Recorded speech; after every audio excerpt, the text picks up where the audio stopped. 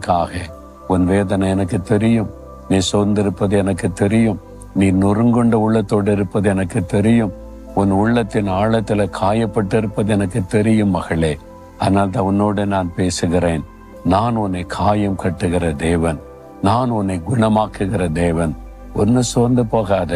இதெல்லாம் நிரந்தரம் கிடையாது. என்னை சிலுவையில் அவ்வளவு வேதனைப்படுத்தினாங்கல்ல, காயப்படுத்தினாங்கல்ல. எவ்வளவு நேரம்?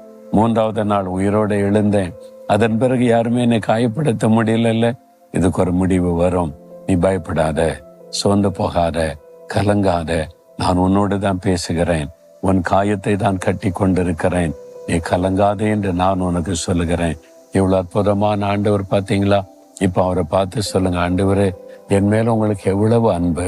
நொறுங்குண்ட இருதயத்தோடு இருக்கிறேன், காயப்பட்ட உள்ளத்தோடு இருக்கிறேன். என்னோட பேசுறீங்களே, ஸ்தோத்திரம். இருதயத்துல கை வைங்க, கை வைங்க, சொல்லுங்க.